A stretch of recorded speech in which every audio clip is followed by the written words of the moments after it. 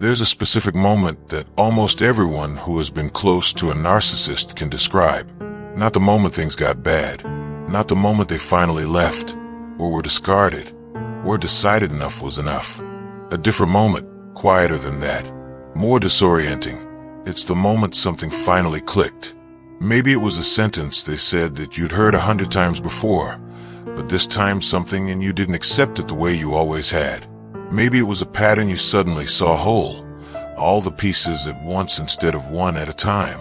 Maybe it was something someone else said, or something you read, or simply a morning where you woke up and realized that the story you'd been telling yourself about this relationship no longer held.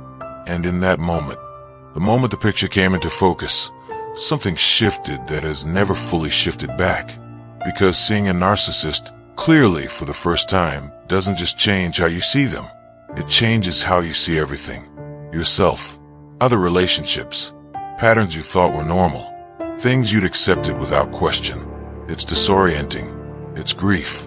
And it's also, eventually, the most important thing that ever happened to you. This video is about that moment. What causes it, what it does to you, and what becomes possible on the other side of it. There's a reason it takes so long.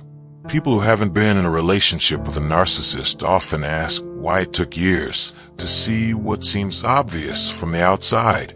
The controlling behavior, the inconsistency, the way the other person's needs always ended up at the center of everything, and your needs were consistently minimized, reframed, or used against you. From the outside, it can look like a failure of perception, but it isn't. It's the result of a very specific and sustained process. Narcissistic relationships don't typically begin with the behavior that eventually drives people away.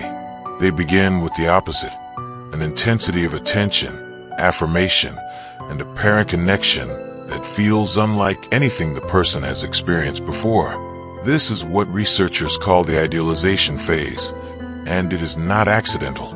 It creates an emotional baseline, a version of the relationship that feels so real, so significant, that the person spends years trying to get back to it, trying to understand what changed, trying to figure out what they did wrong.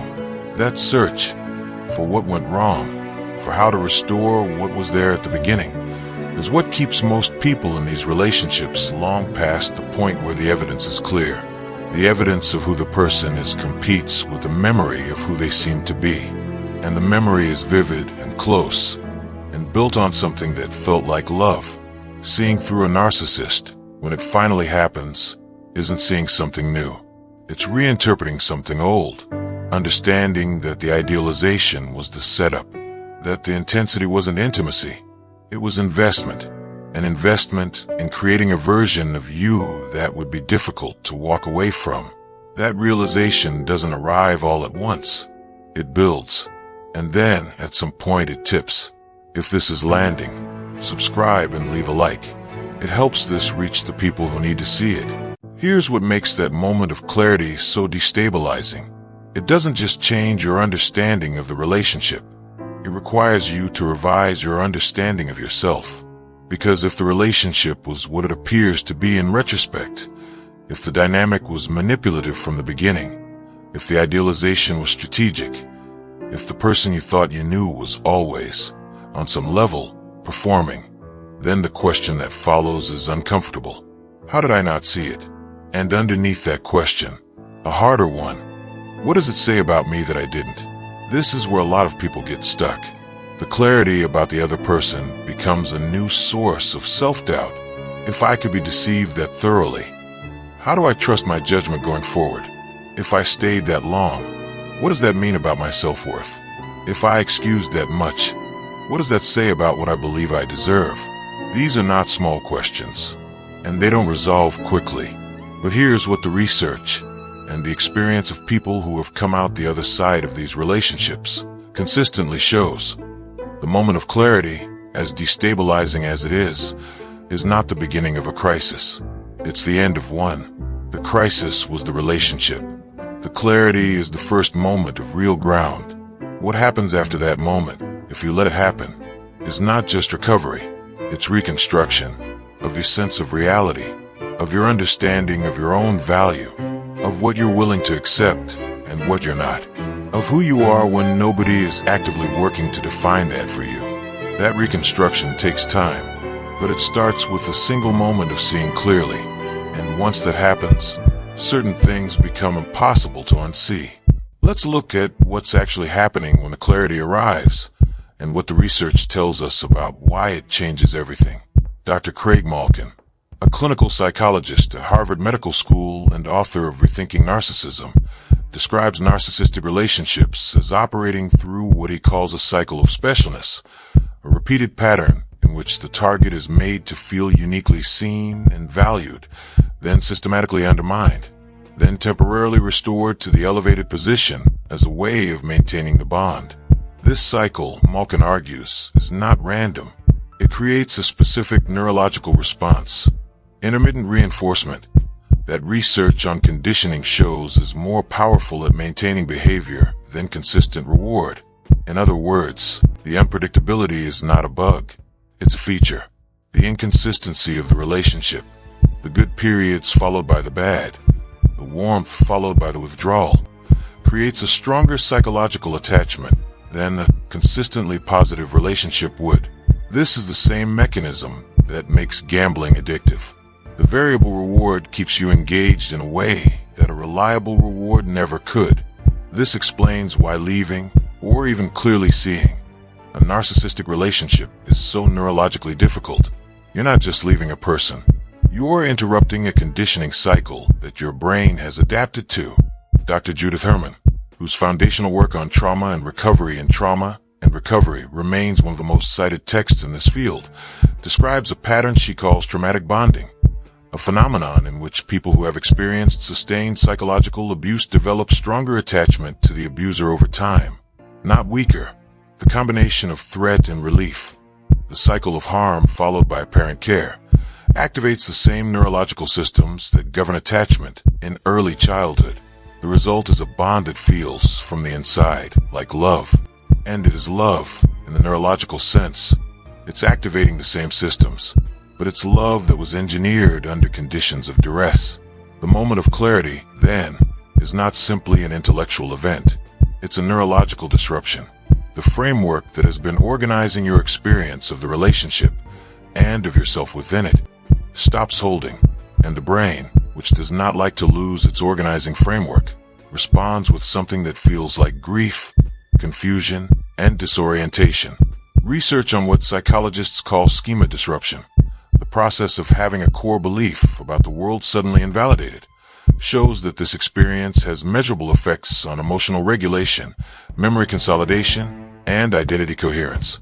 It's destabilizing in the same way that grief is destabilizing, not because something bad is happening now, but because the story you were using to make sense of things no longer works. But the same research also documents what happens next when people are given time and the right conditions. Schema disruption, while painful, creates the space for schema reconstruction. The old framework didn't just hold the relationship. It held a version of you, a set of beliefs about your own worth, your own judgment, your own deservingness of care. When that framework breaks, those beliefs can be rebuilt from a more honest foundation. That is what seeing through a narcissist makes possible. Not just the end of a relationship, the beginning of a more accurate understanding of yourself. Real examples. Example 1. The moment the excuse stops working. You've heard the explanation many times. For the behavior, for the inconsistency, for the way things went. Stress at work, a difficult childhood, the way you provoked it, the fact that you're too sensitive to handle honesty. And for a long time, the explanation worked. Not because it was true, but because you needed it to be. Because the alternative required a revision of the whole story. Then one day, the explanation comes again. Same words, same delivery, and something in you doesn't accept it. Not with anger, not with confrontation. Just doesn't take it in the way it always had before. You nod. You say something neutral. And inside, something settles. That's the moment. Not dramatic. Quieter than you'd expect. But permanent. Example 2. Seeing the pattern in other relationships.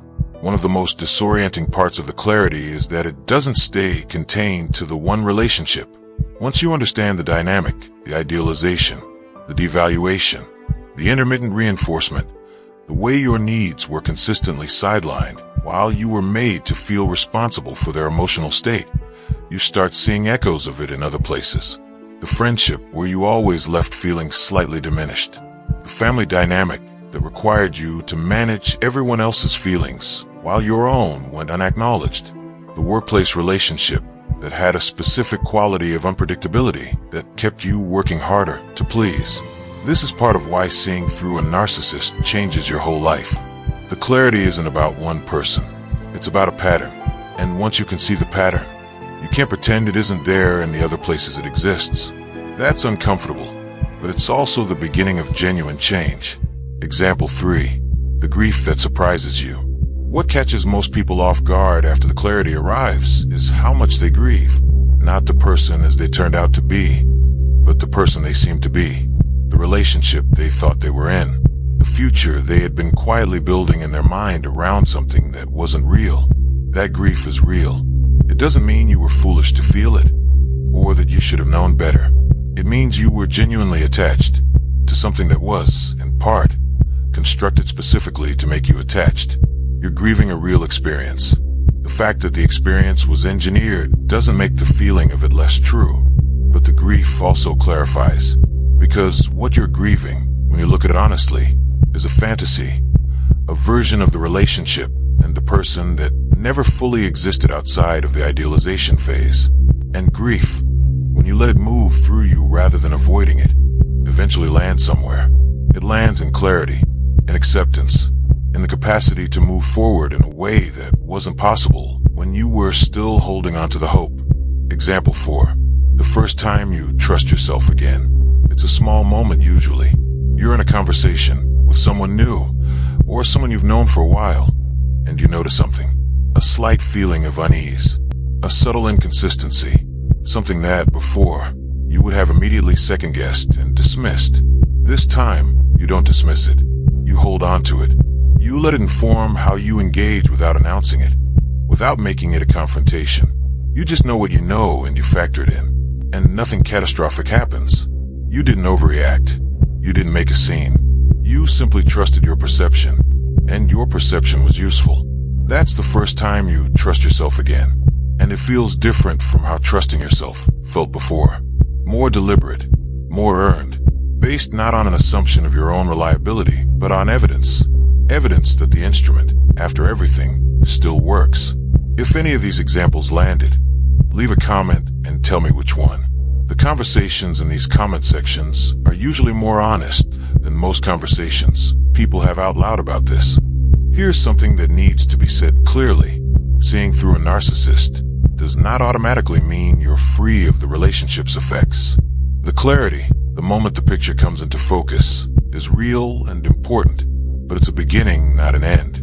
The patterns that were installed over the course of the relationship don't dissolve when the understanding arrives. The hypervigilance, the tendency to over-apologize, the automatic minimization of your own needs, the reflex to scan the environment for threats to the relationship before you've allowed yourself to feel anything. These don't leave because you now understand where they came from. What the clarity does is give you a framework for what you're working with. Instead of experiencing anxiety and not knowing why, you know why. Instead of feeling guilty about a need and not understanding the guilt, you understand it. It was trained into you by a relationship that punished need. That understanding doesn't remove the feeling, but it changes your relationship to it. You can have the anxiety without believing the anxiety. You can feel the guilt without acting on it as if it were accurate information. The other thing that needs to be said, seeing through a narcissist does not require you to become cynical. One of the most common responses to this kind of clarity is a period of overcorrection, a tendency to apply the pattern everywhere, to see manipulation in ordinary behavior, to withdraw trust from everyone as a protective measure. This is understandable. It's also not sustainable, and it's not where the clarity is meant to take you.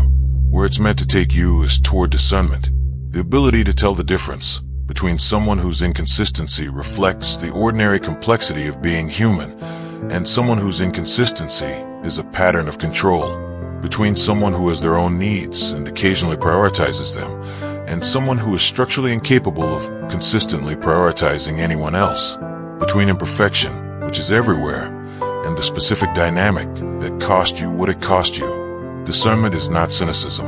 It's the use of accurate information. And accurate information, after a long period of having your perception systematically undermined, is something you have earned the right to trust. Here's what I want to leave you with. The moment you saw through it, whatever that moment looked like for you, whenever it arrived, was not a failure. It was not evidence that you should have known sooner, or stayed less long, or been less trusting, or less invested. It was the moment your perception, after everything it had been put through, reasserted itself. That's not nothing. That's remarkable, because the entire architecture of a narcissistic relationship is designed to prevent exactly that moment. The idealization that creates attachment, the cycle that keeps you engaged, the systematic undermining of your trust in your own perception, the isolation that removes alternative perspectives. All of it is oriented, whether consciously or not, toward keeping you from arriving at the place where you can see clearly. And you got there anyway. That means your perception is more resilient than they needed it to be. Your sense of reality, after everything, held. It bent for a long time. It was distorted for a long time, but it didn't break. The work now is not to become someone who doesn't trust. The work is to become someone who trusts accurately, who has learned what certain patterns feel like from the inside, who recognizes the specific texture of idealization, who knows the difference between being genuinely seen and being strategically reflected back at themselves. That knowledge is hard to come by. It's also genuinely protective in a way that being naively open never was. You are not damaged by what happened to you. You are informed by it. Use that. And if this one stayed with you, follow along. What we're going into next connects directly to this. Why the collapse of a narcissistic relationship so often triggers something that looks less like a breakup and more like a complete disintegration of the self. And what that disintegration, as terrifying as it feels, is actually making room for. You're going to want to see that one.